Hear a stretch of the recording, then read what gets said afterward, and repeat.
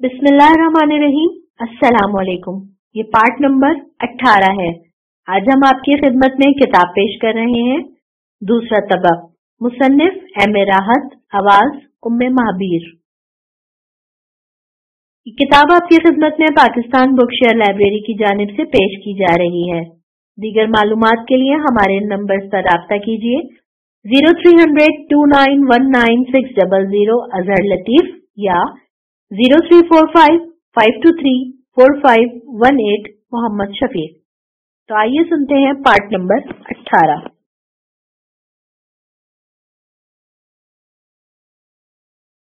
मगरमच्छ के नाक और मुंह से खून की धारें फूट रही थीं और वो बुरी कैफियत का शिकार था। कई बार उसने अपनी दुम्बी घुमाई और फेंट एक बेहतरीन पैंतराबाज साबित करने के लिए अपने आप को उसकी दुम की जद में आने से बचाता रहा, लेकिन उससे ज्यादा हौलनाक वक्त उसकी जिंदगी में नहीं आया था। उसे यूं महसूस हो रहा था जैसे इस वहशत खेजी के आलम में वो अगर किसी दीवार से टकरा गया तो उसका खेल खत्म हो जाएगा। फिर दरिंदा दोबारा उसी गार में दाखिल हो गया और फेंट भी उसके साथ साथ घसीटता हुआ ऊपर पहुंच गया।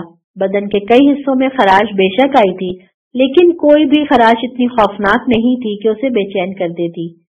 मगरमच्छ की तकलीफ अब अपनी आखिरी मंजिल में दाखिल हो गई थी। फिर रफ्ता रफ्ता वो जमीन पर सीधा सीधा लेट गया और फेंट अपने आप को संभाल कर एक दीवार से टेक लगाकर बैठ गया। उसकी निगाहें इस हैबतनाक दरिंदे का जायजा ले रही थीं। चाकू का फल उसके भेजे के आर पार हो गया था और शायद मगरमच्छ अब दम तोड़ रहा था। फिर जब उसके बदन की हर जुम्बिश खत्म हो गई तो फेंट ने जोर से झुरझुरी ली। आज शायद काम बन गया है, उसने दिली दिल में सोचा। और ये क्या ही अनोखी और जबरदस्त जंग थी। कयामत तक इंसान ने कभी ऐसी जंग ना देखी होगी। मगरमच्छ की भाग दौड़ से बदन पर बेशक खराशें पड़ गई थीं। अब चमड़ी की रस्सी बदन में जरा सी तन गई थी, लेकिन बहरहाल ये भी एक अच्छी ही बात थी कि वो टूटी नहीं थी, क्योंकि जिस तरह मगरमच्छ फेंट को खाई में घसीट कर ले गया था, इस तरह गार में भी घसीट लाया था। अगर रस्सी टूट गई होती तो उस वक्त फेंट की जिंदगी बाकी ना होती। फिर फेंट ने आहिस्ता आहिस्ता अपने आप को संभाला और रस्सी को अपनी कमर से खोलने लगा। इस काम से फारिग होकर उसने मगरमच्छ को करीब जाकर गौर से देखा और उसके हलक से खुशी की आवाजें निकल गईं, क्योंकि मगरमच्छ मर चुका था। इस शदीद जिद्दोजहद में से फेंट के आज़ा अकड़ने लगे, उस पर जबरदस्त थकान सवार होने लगी।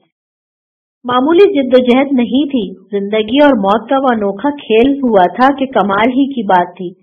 फेंट काफी देर तक इसी तरह नीम मुर्दा कैफियत में वहां पड़ा रहा। यहाँ बदबू बेशक थी, लेकिन बहरहाल सांस लिया जा सकता था।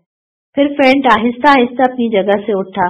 कम अज कम इस गार का आखिरी हद तक जायजा तो ले लिया जाए। वो मध्यम रोशनी उसके लिए बाइसे हैरत थी और फिर वो आगे बढ़ने लगा। उसने काफी फासला तय किया और इसके बाद हैरत से इस गार नुमा सुरंग को दूर तक देखता रहा। उसे यूं महसूस हो रहा था जैसे रोशनी का मरकज करीब आता जा रहा हो। फिर वो जिस जगह पहुंचा वहां एक अलाव की शक्ल में आग सुलग रही थी, लेकिन उस वक्त फेंट की आंखें अजीब कैफियत से फैल गईं जब उसने सुलगती हुई आग का रंग देखा। ये रंग सुर्ख भी था, नीला भी था, उसमें सफेदी भी थी और सब्जी भी। और सुलगती हुई आग दर हकीकत आग नहीं थी, बल्कि इतने बड़े कीमती हीरे थे जिन्हें देखकर इंसान सांस लेना भूल जाए। लाल, जमर्रुद, नीलम, याकूत और तरह तरह के हीरे जवाहरात जो इतने बड़े बड़े साइज के थे और इस तरह बेदाग थे कि दुनिया के कीमती तरीन मुल्कों में इनका जवाब न मिल सके। इनमें तो हर हीरा कोहिनूर ही था। और फेंट के दिल की हरकत बंद होने लगी। उसकी समझ में नहीं आ रहा था कि अपने आप को कैसे काबू में रखे। बड़ी अजीब कैफियत थी उसकी। वो पागलों की तरह इन हीरों की तरफ देख रहा था और हीरे अपने आबोताब से एक जगह पड़े हुए रोशनी दे रहे थे। काफी देर तक फेंट इसी तरह उन्हें देखता रहा। फिर उसने अपने आप से कहा, मिस्टर फेंट, जिंदगी की बाजी लगाई थी और इसका सिला निगाहों के सामने है। अब बेहतर है कि अपने हवास को काबू में रखो और जिस तरह भी बन पड़े इनका तहफ्फुज का बंदोबस्त करो। लेकिन किस तरह, ये कैसे मुमकिन है? इसके बाद फेंट के जहन में ये ख्याल आया कि आखिर ये हीरे एक जगह कैसे जमा है। اس کی نگاہیں چاروں طرف بھٹکنے لگیں۔ پھر اس نے غار کی بلندی کی طرف دیکھا اور صورتحال کچھ سمجھ میں آنے لگی۔ جیسا کہ کسی وقت کوہالا نے بتایا تھا کہ بدھ کے قدموں میں انسانوں کو قربانی دی جاتی ہے، اور اس قربانی کے ساتھ ساتھ مقدس ہیرے جو دور کسی وادی سے لائے جاتے ہیں تراش خراش کر کے دیوتا کے قدموں میں نچھاور کیے جاتے ہیں اور اس سے بدھ کے قدموں میں رکھ دیا جاتا ہے، اور پھر وہ وہاں سے گہرائیوں میں اتر جاتے ہیں۔ اور یہ گہرائیاں یقینی طور پر یہ غار ہی تھا جس کے اوپری حصے میں سوراخ بند ہوا تھا۔ یہ سوراخ یقینی طور پر بدھ کے قدموں میں کھلتا ہوگا اور ہیرا اسی جگہ سے لڑک کر نیچے آ کر یہاں رک جاتا ہوگا۔ واقعی ایسا ہی ہے، اور یقینی طور پر یہ مسکوس فینٹ عظیم آقا کی روح تمہاری معاون تھی کہ اس نے تمہاری یہاں تک رہنمائی کی، اور اس طرح اس خونی درندے کا بھی خاتمہ ہوا جس کی عمر صدیوں تھی اور جس نے نہ جانے کتنے انسانوں کو ہڑپ کیا ہوگا۔ اس تصور کے ساتھ ہی فینٹ کے بدن میں بجلی کی سی تیزی دوڑ گئی۔ اس کے ذہن میں ایک خیال آیا، جن لوگوں کو اس درندے نے ہضم کیا ہوگا وہ اس کے پیٹ ہی میں تو نہ رہ گئے ہوں گے، ان کی ہڈیاں وغیرہ تو اگلتا ہی ہوگا، اور اس خیال نے اسے واپس آنے پر مجبور کر دیا۔ پتھر کی وہ چوڑی سل جو پلیٹ فارم کی حیثیت رکھتی تھی ایک طرف سے فینٹ کی نگاہوں کے سامنے تھی، لیکن اس کا عقبی حصہ محفوظ تھا، اور فینٹ یہ دیکھ چکا تھا کہ یہ پتھر کا پلیٹ فارم درندے کی آرام گاہ ہے۔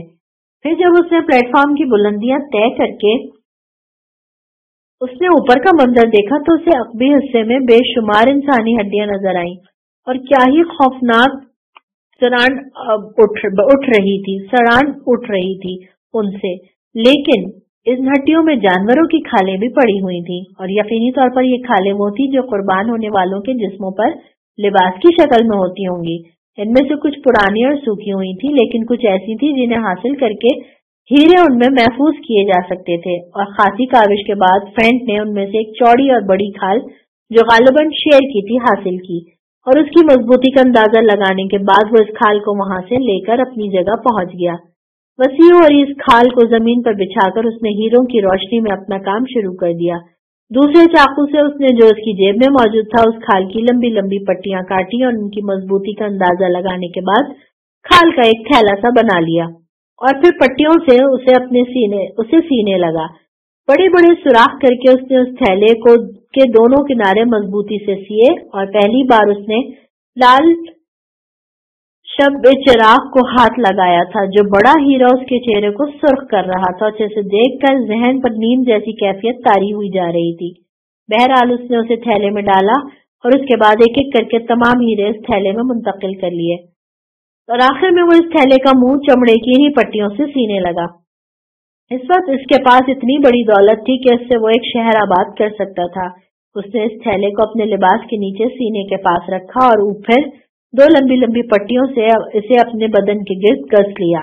پوری مضبوطی کے بعد اس نے یہ جائزہ لیا کہ تھیلے اپنی جگہ سے ہل تو نہیں سکتے، اور جب یہ بات پہ وہ مطمئن ہو گیا تو اس نے سوچا کہ اب یہ فیصلہ کرنا چاہیے کہ اوپر جانے کے لیے کون سا راستہ اختیار کیا جائے۔ اگر واپس کھائی کی طرف جاتا ہے اور پانی میں اترنے کے بعد بلندیوں کی طرف رخ کرتا ہے، تو جب تک اوپر سے کوئی لمبی رسی نہیں ڈالی جائے اس وقت تک ان چکنی اور گول دیواروں کو عبور کرنا ناممکن ہے، اور رسی ڈالنے والا بھلا کون ہو سکتا ہے؟ کسی کو بھی معلوم نہیں ہے کہ کوئی یعنی فینٹ ان لوگوں کا دیوتا زام اس وقت بڑے دیوتا سے ایک بہترین ملاقات کر کے واپسی کا سفر طے کرنا چاہتا ہے۔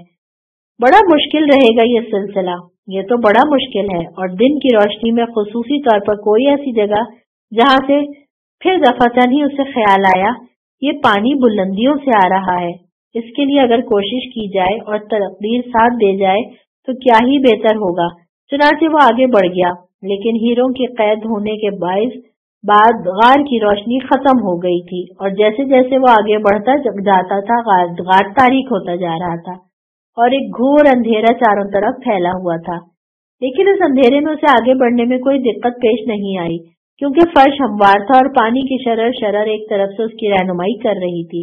البتہ اسے یہ خوف تھا کہ اس اندھیرے کی وجہ سے وہ کسی کھڈے میں نہ جا پڑے۔ کیا کہا جا سکتا ہے کہ کس جگہ غار کا یہ راستہ مختصر ہو جائے؟ پھر نہ جانے کب تک وہ اس غار میں چلتا رہا، اور اس نے اچانک ہی کچھ فاصلے پر مدھم روشنی محسوس کی۔ اس کے دل میں مسرت کی لہریں نمودار ہونے لگی۔ یہ روشنی پتہ نہیں کیسی ہے، بس یوں معلوم ہوتا تھا کہ اندھیرے کی چادر میں کسی نے اجالے کا پیوند لگا دیا ہو۔ اس کے قدموں کی رفتار تیز ہو گئی اور وہ روشنی کی طرف بڑھتا رہا۔ روشنی بلندی کی جانب سے آ رہی تھی اور آگے کا سفر خاصا آسان ہوتا جا رہا تھا۔ غار پیش در پیش راستوں سے گزرتا ہوا بلند ہوتا چلا گیا۔ پھر اس نے محسوس کیا جیسے قدموں کے نیچے برف کی سلیں بکھری ہوئی ہیں اور صاف احساس ہو رہا تھا کہ یہاں برف جمی ہوئی ہے اور اسی برف سے بوند بوند پانی ٹپک رہا تھا۔ یہی پانی تھا جس نے غار میں بھرنے کی صورت اختیار کر لی تھی۔ وہ رک گیا اور برف کی سیلوں پر نظر دوڑانے لگا۔ برف کی سیلوں کے نیچے ایک دراڑ نظر آئی۔ ایک آدمی بآسانی اس دراڑ میں گھس سکتا تھا۔ فینٹ رینگ کر اس میں گھس گیا اور کچھ لمحے برف کی ٹھنڈی تہہ کے نیچے رینگتے رہنے کے بعد دوسری طرف نکل آیا۔ دوسری طرف نکل کر وہ اٹھا اور اس نے دیکھا کہ وہ ایک ایسی جگہ ہے جو ان ڈھلانوں کے پاس سے گزرتی ہے، یعنی وہ ڈھلان جس سے وہ زمین کے دوسرے پرت میں اترے تھے۔ لیکن کیا ہی شاندار راستہ تھا! سامنے عقبی کوہ کی بلند اور ناقابل عبور چوٹی تھی جس کے دوسری طرف برف کی زبردست اور وسیع و عریض چٹانیں اوپر کی طرف اٹھتی چلی جا رہی تھیں۔ ان چٹانوں کا رنگ نیلا ہو رہا تھا اور بلندیوں پر سورج بڑی آبوتاب کے ساتھ چمک رہا تھا۔ اس کی خوشیاں انتہا تک پہنچ گئیں۔ وہ سمجھ گیا کہ یہ اندھیرے کے شہر میں اترنے کا ایک چور راستہ ہے۔ جس مشکل کے ساتھ وہ اتر کر نیچے گئے تھے، اگر وہ اس طرح یہاں سے نیچے اتریں تو بآسانی زمین کی پہلی سطح پر پہنچ سکتے ہیں۔ فرینڈ کے دل میں خوشی کی لہریں دوڑنے لگی۔ ایسا تو کبھی نہیں ہوا تھا کہ تقدیر نے کسی کی اس طرح مدد کی ہو۔ یہ راستہ تو بے حد شاندار ہے اور فرار کے لیے اس سے عمدہ اور کوئی جگہ نہیں ہے۔ وہ خوشی سے اور مسرت سے دیوانہ ہو گیا اور پھر اس نے فیصلہ کیا کہ یہاں سے نیچے اتر کر ایک بار پھر اپنی ڈھلانوں کے راستے اختیار کیے جائیں اور اندھیرے کے شہر میں پہنچا جائے۔ اور اس میں کوئی شک نہیں کہ فرینڈ نے جس مشقت سے یہ فاصلے طے کیے تھے کسی اور انسان سے اس کی توقع نہیں کی جا سکتی تھی، اور وہ انتظار کرتا رہا اس وقت کا جب روشنی بالکل ختم ہو جائے اور اندھیرے کا شہر نیند کی آغوش میں پہنچ جائے۔ تب وہ ان لوگوں تک پہنچے جو اس کی موت کا ماتم کر چکے ہوں گے، اور اس کے ہونٹوں پر مسکراہٹ پھیل گئی۔ کیا لطف آئے گا ان کے درمیان پہنچ کر! ماتم کرنے والے حیران رہ جائیں گے۔ اور فرینڈ کا سوچنا بالکل غلط نہیں تھا۔ اس کی گمشدگی نے ان سب کے حواس گم کر دیے تھے اور ان کے دلوں میں صف ماتم بچھ گئی تھی۔ فرینڈ اس طرح کہیں غائب نہیں ہو سکتا تھا، نہ ہی اس کی یہ فطرت تھی۔ لیکن سب سے زیادہ خوف کی بات یہ تھی کہ فرینڈ کے بغیر یہاں ان کی زندگی ناممکن ہو جاتی۔ بے شک الایا اور کال ان کے خدمتگاروں کی حیثیت سے بڑی خاموشی سے ان کے ہر حکم کی تعمیل کر رہے تھے، لیکن وہ بے وقوف نہیں تھے اور جانتے تھے کہ وہ سب اپنی عقیدت کی وجہ سے ان کی خدمتگاری کر رہے ہیں، اور یہ سب کچھ صرف اس لیے ہے کہ وہ دیوی اور دیوتاؤں کو اپنے درمیان محسوس کر رہے ہیں، اور جب وہ اندھیرے کے دیوتا کو اپنے درمیان نہیں پائیں گے تو یقینی طور پر ان کی بغاوت ابھر آئے گی، کیونکہ وہ اندھیرے کے شہر میں روشنی کے منتظر تھے، اور روشنی کے بجائے ان کا جھوٹا دیوتا ان کے درمیان سے غائب ہو جائے گا تو وہ ضرور یہی سوچیں گے کہ یہ سب فریب ہے، اور اس کے بعد انہیں اپنا بڑا پجاری یاد آئے گا، یعنی ہومان، جسے انہوں نے اپنے ہاتھوں سے فنا کر دیا۔ اور اس میں کوئی شک نہیں تھا کہ اندھیرے والے اپنی فطرت میں شدید وحشت رکھتے تھے اور ان سے ہر دیوانگی کی توقع کی جا سکتی تھی۔ چنانچہ فرینڈ کا گم ہو جانا اس لیے بھی ان کے لیے باعث خوف تھا، لیکن یہ خیال دوسروں کا ہو تو ہو، نادر کی تو جیسے جان نکل گئی تھی۔ وہ پہلی بار اس قدر ہراساں نظر آیا تھا، اور مشل نے اسے تنہائی میں بڑبڑاتے ہوئے سنا۔ وہ کہہ رہا تھا، یہ تو کوئی بات نہیں ہوئی، تقدیر مجھ سے کیا کیا چھینے گی، سب کچھ ہی تو چھن گیا ہے۔ ایک بھائی جس نے ہمیشہ اپنی محبت کے خزانے مجھ پر لٹائے، اور تقدیر نے اسے مجھ سے چھین لیا۔ پھر اس کا بدل ملا، اور اس بدل نے میرا ساتھ اس طرح دیا کہ میرا شاید بھائی بھی اس طرح میرے ساتھ نہیں رہتا۔ اور اس کے بعد میں تو غیر مطمئن ہوں، اس بات سے بالکل ہی غیر مطمئن، گویا تقدیر اب مجھ سے میری زندگی بھی مانگ رہی ہے۔ تو ٹھیک ہے، میں نے کب اس زندگی سے پیار کیا ہے، میں کب جینا چاہتا ہوں۔ فرینڈ نے میرے بھائی کی جگہ پوری کر دی تھی، وہ جگہ بھی خالی ہو گئی۔ اب تو میں ہر بندش سے آزاد ہوں، اور اس کے بعد موت کے علاوہ مجھے اور کیا درکار ہوگا۔ تو مشل نے کوہالا اور مونٹا کو یہ بات بتائی، اور سب کے سب ذہنی اذیت کا شکار ہو گئے۔ کوہالا نے کہا، اب یوں لگ رہا ہے جیسے زندگی کی شام یہی زمین کی دوسری تہ میں ہوگی. بھلا اگر وہ بدل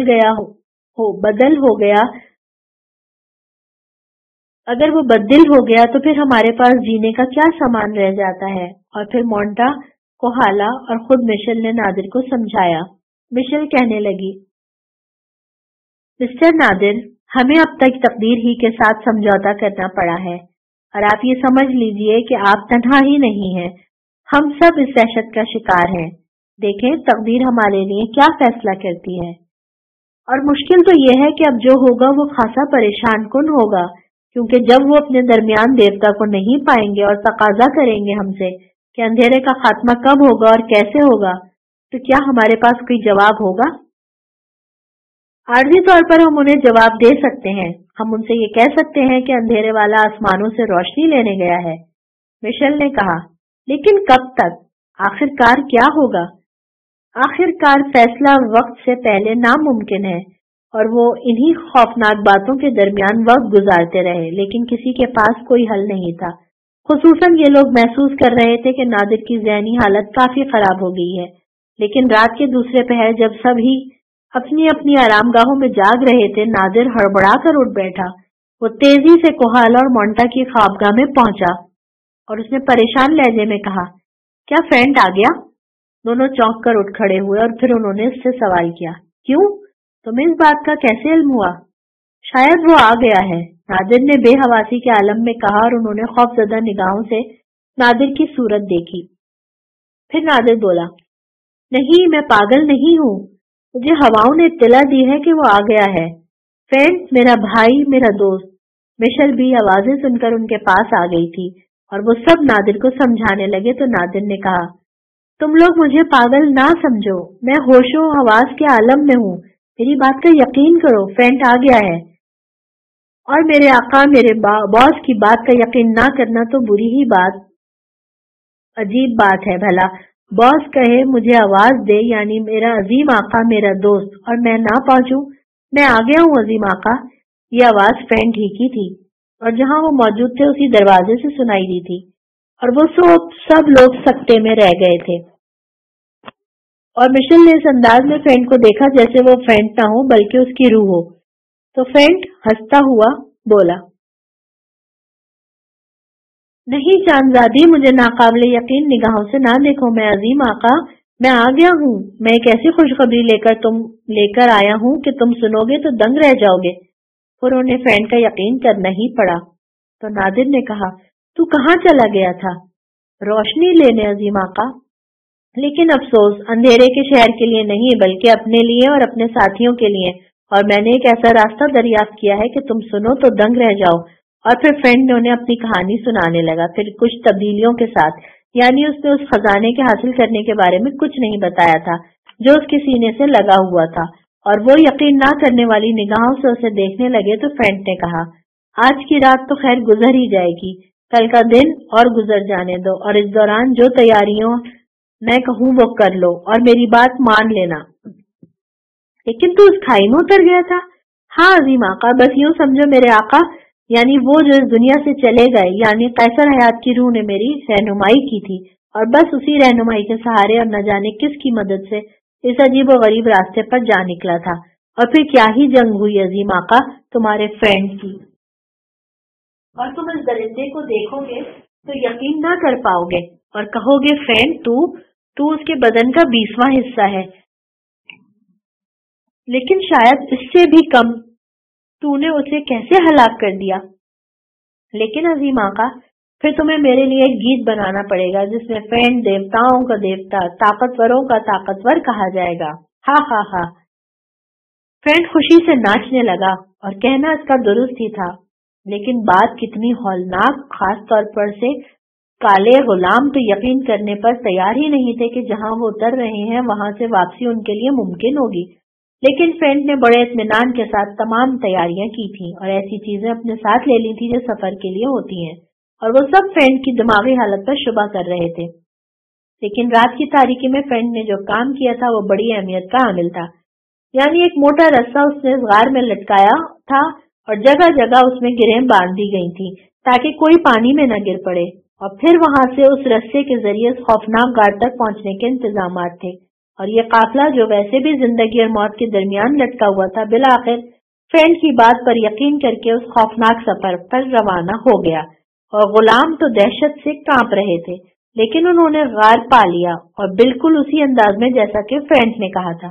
پھر انہوں نے اس خوفناک درندے کو دیکھا جس کا خون زمین پر اس قدر بہا تھا کہ انتہا ہو گئی تھی، اور اس سے بچ کر نکلنا مشکل ہو رہا تھا، اور اسے دیکھ کر مشل کو اپنے حواس پر قابو پانا مشکل ہو گیا۔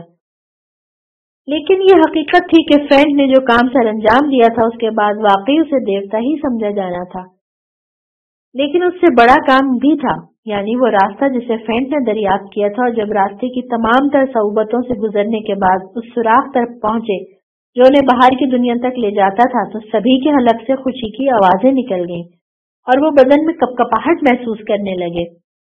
اور زمین کی سطح بھی کیا چیز ہے، یعنی اپنی زمین جہاں سے مٹی کی خوشبو آتی ہے، اس مٹی کی خوشبو جس سے ان کا خمیر تشکیل پایا، اور پھر باہر نکلنے کے بعد انہوں نے سورج کی چمک دیکھی، وہ ہوائیں دیکھی جو ان کی اپنی تھی، اور زمین کے اس پرت سے یعنی پاتال سے، یعنی ان مقدس گہرائیوں سے نکلنے کے بعد تو انہوں نے ایسے سفر کیا کہ یقین ہی نہیں آتا تھا۔ مشل جیسی نرم و نازک عورت اس سفر میں اس قدر رفتار کا مظاہرہ کر رہی تھی کہ یقین نہ آئے، اور وہ چاہتے تھے کہ جس قدر جلد ہو زیادہ سے زیادہ دور نکلا جائے، اور اس خوفناک آبادی سے نکلنا کیا ہی مشکل کام تھا، اور اس بات کا احساس بھی تھا کہ کہیں گہرائیوں والے ان کا تعاقب نہ کریں، اور اس بات پر افسوس نہ کریں کہ جھوٹے دیوتا یہاں کیا کر گئے، یہاں کی مقدس رسمیں ختم کر گئے، ہزاروں سال سے جینے والے اس دیوتا کو ختم کر گئے جو پانی کے تہہ میں رہتا تھا، اور اس کے بعد ان کے لیے روشنی بھی نہ لے کر آئے۔ تو یہ سفر جاری رہا، دن رات دن رات دن رات، اور اس طرح یہ سفر کیا گیا کہ آتے ہوئے اس سفر کی رفتار اس قدر نہیں تھی جو اب تھی، اور پھر وہ نہ جانے کتنا فاصلہ طے کر کے بہت دور نکل آئے۔ منزلیں ان کے سامنے تھی، راستے کٹھن اور دشوار گزار تھے، لیکن بس جینے کی امنگ انہیں حوصلہ دے رہی تھی، اور وہ بڑھتے چلے جا رہے تھے۔ ان گزرے ہوئے دن اور راتوں کا تذکرہ اب طوالت بن جاتا ہے جو ان پر گزری، اور جن میں انہوں نے نہ جانے کیا کیا صعوبتیں اٹھائیں، لیکن ایک لگن تھی، ایک دھن تھی کہ زندہ ہی واپس پہنچیں گے، اور زندگی نے جب انہیں یہ موقع دیا ہے تو پھر زندگی کی حفاظت کرنا بھی ان کا فرض ہے۔ اور طویل عرصے کے بعد جب آبادی والوں نے ڈاکٹر آرتھر کے کیرال میں ڈاکٹر آرتھر کے اہل خاندان کو واپس آتے دیکھا، یعنی مشل، کوہالا اور دوسرے لوگ، تو حیران رہ گئے، اور آبادیوں والے جو اپنا ایک ساتھی کھو کر واپس آ گئے تھے اپنے اپنے عزیز و اقارب میں جا گھسے، اور مشل ڈوبتے دل کے ساتھ اپنے کیرال میں، لیکن کچھ مہمانوں کے ساتھ۔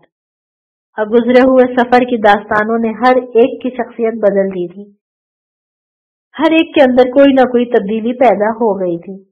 پھر خاصا وقت یہاں گزر گیا، اور ان لمحات کی کہانیاں ایک دوسرے کو سنائی جاتی رہیں جن سے وہ گزرے تھے، یہاں تک کہ نادر نے کہا، فینٹ، اب میں یہاں سے واپسی چاہتا ہوں، اور میں شکر گزار ہوں تم سب کا، یعنی فینٹ تمہارا، جس طرح میں تم نے میرا ساتھ دیا کہ شاید دنیا میں کوئی کسی کے کام نہیں آتا، مشل کا، کوہالا اور مونٹا کا، اور میں تم لوگوں کو ہمیشہ یاد رکھوں گا، لیکن یہ تمہاری دنیا ہے، میری دنیا میری منتظر ہے، جو آرزو لے کر میں اپنے دل میں نکلا تھا اس کی تکمیل بے شک نہیں کر پایا، لیکن دوستیوں کا یہ عظیم خزانہ میں یہاں سے لے کر جا رہا ہوں۔ مگر عظیم آقا، میرے لیے تم ایسی بات کیوں کہہ رہے ہو؟ جہاں تم جاؤ گے کیا وہاں فینٹ نہیں ہوگا؟ فینٹ ایک ناکام شخص کے ساتھ زندگی نہیں گزارنی چاہیے، تم اس بارے میں غور کر لینا۔ اور وہ سب خاموش ہو گئے، لیکن اس پر جب نادر ڈاکٹر آرتھر کے کیرال کے ایک گوشے میں سر جھکائے اپنی ناکامیوں کا حساب لگا رہا تھا، مشل اس کے پاس پہنچ گئی۔ اس کے چہرے پر عجیب سے تاثرات تھے۔ اس نے رندھی ہوئی آواز میں کہا، مسٹر نادر، آپ جا رہے ہیں؟ یہ اندازہ ہے آپ کو کہ اب میرا اس دنیا میں اور کوئی نہیں ہے؟ یہ دو افراد، یہ بھیانک سرزمین اور یہ کیرال، کیا مجھے ایسی حالت میں چھوڑ کر جانا آپ انسانیت ہے، جبکہ میں نے جس طرح بھی بن پڑا آپ کا ساتھ دیا؟ نادر نے نگاہیں اٹھا کر اسے دیکھا، پھر آہستہ سے بولا، میں یہ الفاظ اپنی زبان سے نہیں کہنا چاہتا تھا مشل، میں نے اکثر تمہاری آنکھوں میں محبت کی آگ دیکھی ہے اور محسوس کیا ہے، لیکن مشل، میں ایک ٹوٹے ہوئے دل का मालिक हूँ। मेरी मोहब्बत मुझसे दूर मेरे वतन में न जाने किस आलम में होगी। मैं ये तो कह भी नहीं सकता कि वो मेरा इंतजार कर रही होगी, और नाकाम लोगों का इंतजार नहीं करना चाहिए। मिशेल, मैं तुम्हें कुछ भी नहीं दे सकूंगा। मेरा दिल मेरे अपने कब्जे में नहीं है। मगर मिस्टर नादिर, थोड़ी सी वजाहत कर देना चाहती हूँ मैं। मुझे इल्म है, और ये बात कई बार मैंने महसूस की, और ये हकीकत है कि आप शायद मेरी बात सुनकर नहीं, मैं आपकी मोहब्बत को आपसे नहीं छीनना चाहती। लेकिन अगर हो सके तो अपने इस गुलाम से कह दीजिए कि अपनी जिंदगी का बकिया हिस्सा मुझे दे दे। हाँ मिस्टर नादिर, मैं फ्रेंड को चाहती हूँ, काले चेहरे और सफेद दिल वाले फ्रेंड को। आप नहीं समझते मिस्टर नादिर, मेरे दिल में कब से उसके लिए मोहब्बत का पौधा उगा है, और अब वो जवान हो चुका है। ये एक ऐसा जहनी झटका था जिसने नादिर को भौंचका कर दिया। आज तक मिशेल की आंखों में उसने जो कुछ देखा था उसे अपने लिए महसूस किया था, लेकिन वो क्या कह रही है, और कुछ ऐसी कैफियत हो गई कि नादिर के हलक से कहकहा आजाद हो गया, और उसने बेख्तियाराना अंदाज में मिशेल का हाथ पकड़ते हुए कहा, क्या वाकई तुम सच कह रही हो? मिशेल ने शर्मसारी से गर्दन झुका ली थी और नादिर कहकहे लगाने लगा था। इस मायूसी का सारा एहसास उसके दिल से छट गया था। उसने हंसते हुए कहा, अगर ये बात है तो भला वो काला बिल्ला कहाँ भाग सकता है? फेंट, ओ फेंट! नादिर ने मिशेल का हाथ पकड़कर दरवाजे की तरफ चीखता हुआ भागा, लेकिन दरवाजे से उसने अचानक ही फ्रेंड को भागते हुए देखा। फ्रेंड गालिबन इस वक्त इस दरवाजे के करीब ही था जब मिशेल ये अल्फाज कह रही थी, और कुछ वक्त के लिए तो वाकई वहाँ कहकहे बिखर गए। फ्रेंड की बौखलाहटें काबिले दीद थीं। वो पागल हुआ जा रहा था, और इस बात को इसका दिल तस्लीम ही नहीं कर रहा था कि इतनी हसीन लड़की उसे भी चाह सकती है। और कुहाला और मोंटा भी हैरान थे, लेकिन इस माहौल ने खासी खुशगवार कैफियत पैदा कर दी थी। तो फिर नादिर ने कहा, दोस्तों, अब भला इस बात का क्या सवाल है कि तुम लोग यहाँ रहो, चार ऐसे आदमी जिनका इस दुनिया में कोई सहारा नहीं है। लेकिन फिक्र मत करो, मेरा घर मेरी दुनिया तुम्हें खुशामदेद कहेगी। हमारे शहरों में फुटपाथ हुआ करते हैं, लेकिन हम फुटपाथ के लोग नहीं हैं। हमारे जिस्मों में जिंदगी है और हमारे बाजुओं में जान। वाह फ्रेंड, तेरी तो लॉटरी निकल आई, फ्रेंड ने तन्हाई में नादिर से कहा।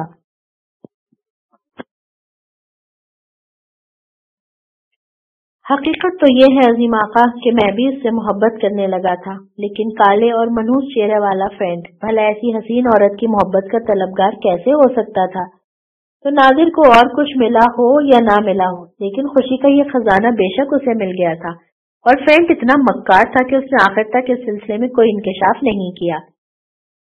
लेकिन उसका जो फूला हुआ सीना है वो एक बेतुके लिबास की वजह से नहीं है, बल्कि उसके सीने पर कोई एक ऐसी चीज मौजूद है जो नादिर के लिए है, और जिसे वो जिंदगी से ज्यादा अजीज रखता है, और जिसके हुसूल के लिए नादिर ने एक तवील सफर तय किया।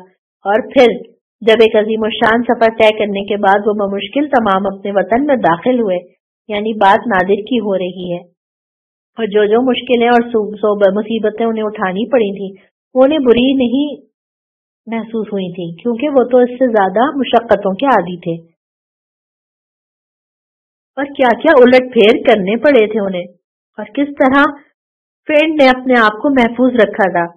और जैसे वो पहुंचे थे वो एक लंबी दास्तान है, यानी जरिया सफर वही रहा था जो पहले और एक जहाज पर उन्हें नौकरी करनी पड़ी थी, जिसने बेहतर शराइत पर उन्हें उनकी मंजिल तक पहुंचा दिया था, और केराल से जो कुछ लाया गया था यानी डॉक्टर आर्थर की जमा पूंजी वही काम आई थी, और उसमें से थोड़ा सा अब भी उनके पास मौजूद था, यानी इतना कि वो किसी दरमियाने दर्जे के होटल में 3-4 महीने तक कयाम कर सके। तो नादिर ने इस शहर में जहां वो कभी तालीम हासिल करता था और जहां उसके बेहतरीन दोस्त मौजूद थे, और जहां उसके बारे में अजीबोगरीब पेशन गोइयां की गई थी, और जहां से वो अपने भाई कैसर हयात के साथ अपनी मंजिल पर रवाना हुआ था, न जाने कैसी कैसी दिक्कतों के साथ वहां उसने एक दरमियाने दर्जे के होटल में अपने लिए रिहाइश इख्तियार की थी। लेकिन वो अपने दोस्तों से नहीं मिलना चाहता था कि उन्हें अपनी नाकामियों की दास्तान सुनाकर उसे शर्मिंदगी हो, और न ही वो पूछना चाहता था ताहिर से कि वो पेशन गो जिसने उसकी तकदीर के सितारों में चमक देखी थी कहाँ गया। वो सब कहानियों की बातें हैं, और अब नादिर को इन कहानियों पर यकीन नहीं था।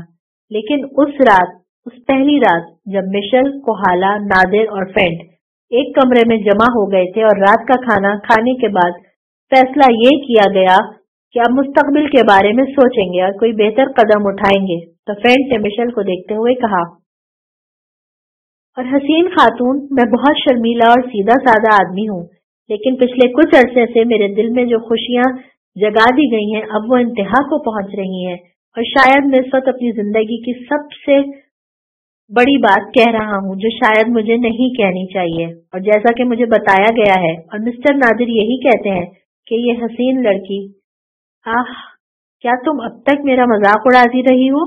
मैं तुम्हें कोई बड़ी कसम देने से गुरेज करूंगा, लेकिन एक बार, सिर्फ एक बार मुझे बता दो। हैरत की बात है फ्रेंड कि मिशेल यूरोप की बाशिंदा होने के बावजूद मशरक की तरह शर्माती है, और इस शर्मीली लड़की से ये सवाल तुम ना करो, बल्कि ये समझो कि मैं मिशेल का भाई हूँ और तुम में से किसी को हमारे यहाँ की रसूमात का अंदाजा नहीं है। जब बहनों के माँ बाप नहीं होते तो भाई उनकी तकदीर का फैसला करते हैं। और अले काले बेवकूफ, अब तो अपने आप को संभाल और मेहनत मजदूरी करके इतना हासिल कर ले कि मैं अपनी बहन का हाथ तेरे हाथ में दे सकूं, यानी उसे तेरी जिंदगी का साथी बना सकूं। समझ रहा है ना तू? फ्रेंड ने उस वक्त जिस कैफियत का मुजाहरा किया उसे देखकर वो हंसी से लोटपोट हो गए। माहौल बेहद पुरलुत्फ हो गया था। बहुत देर तक वो फ्रेंड पर हंसते रहे और वो बौखलाता रहा। फिर उसने कहा, तुम मुझ पर हंस रहे हो अजीम आका, लेकिन फ्रेंड ही तुम्हारा वफादार दोस्त है और इस कदर बेवकूफ भी नहीं जितना तुम समझ रहे हो।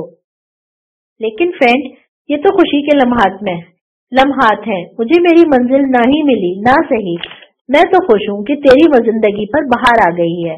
नादिर संजीदा होकर बोला, मेरे दोस्त फ्रेंड, खुशी के वो लम्हात कभी कबूल नहीं करेगा जो तेरी खुशी के बगैर हो, और मेरी कहानी में अब वो असल टुकड़ा शामिल होता जा रहा है जो अब तक मैंने अपने सीने में पोशीदा कर रखा था। फ्रेंड ने कहा, वो क्या?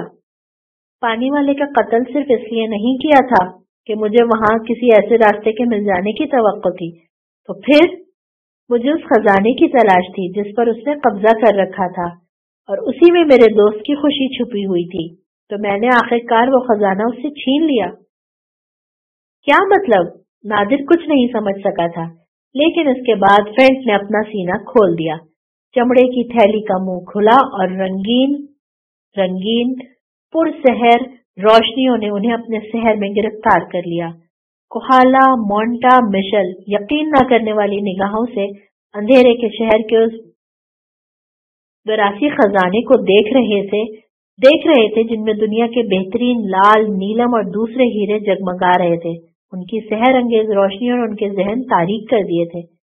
तो हुआ यूं अजीम आका कि काली शक्ल और रोशन अकल वाले फ्रेंड ने सोचा कि ये लालो जवाहिर गहराइयों के बेवकूफ अपने देवता की नजर करते हैं, और वो वैसी दरिंदा भला उनसे क्या शफकत रखता होगा। और कोहाला ने एक सुराख का तस्करा किया था। फ्रेंड उन्हें अपना कारनामा सुनाने लगा। 2 कीमती कारें नवाबपुर में दाखिल हुई तो लोग आंखें फाड़ फाड़ कर उन्हें देखने लगे। उनमें 3 सियाफाम यानी 2 मर्द और 1 औरत उम्र रसीदा, लेकिन दूसरे 2 तारीकी और रोशनी का इम्तिजाज पैदा कर रहे थे जो 2 बेहद खूबसूरत थे।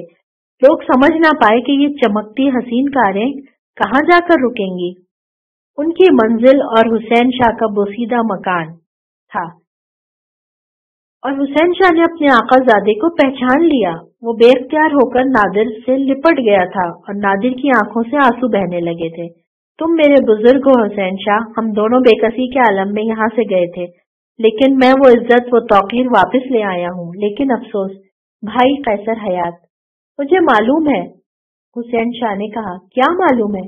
यही कि कैसर हयात अब इस दुनिया में नहीं। तुम्हें मालूम है? हाँ, लेकिन कैसे? नादिर ने शदीद हैरत से पूछा और हुसैन शाह ने गर्दन झुका ली। कुछ देर खामोश रहकर वो गमजदा अंदाज में बोला, मैं ही नहीं, नवाबपुर का हर शख्स ये बात जानता है कि कैसर हयात की रूह इस हवेली में रहती है। फयाज हुसैन ने इस हवेली में कदम रखा तो उस पर कयामत टूट पड़ी। बुरा हाल हो गया उसका और उसके बेटे का। 1000 झाड़ फूंक कराई, लेकिन उसे हवेली में रहना नसीब नहीं हुआ। हवेली खाली कर दी, तब जाकर मुश्किलों से निजात मिली, और अब वो आसिफ ज़दा हवेली कहलाती है। यही हाल मिर्जा फिरोज बेग का हुआ। क्या नादिर ने पथराई हुई अपनी आवाज में पूछा। उसने अपनी बेटी के लिए रिश्ते किए, सब नाकाम हुए। कुछ लड़के हादसों का शिकार हुए, कुछ ने खुद उस शादी से तौबा की। तो बच्चे फिरोज बेग की बेटी अब तुम्हारे नाम पर बैठी हुई है। हर जगह कैसर हयात की कार्रवाई नुमायां थी। नादिर बेअख्तियार रोने लगा था।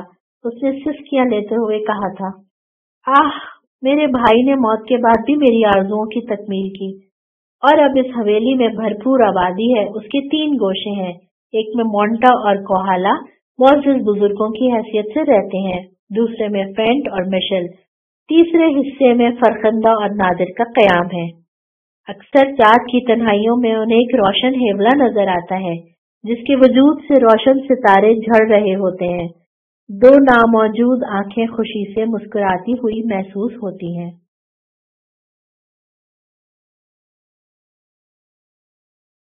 किताब दूसरा तबक यहाँ पर इख्तिताम पजीर हुई।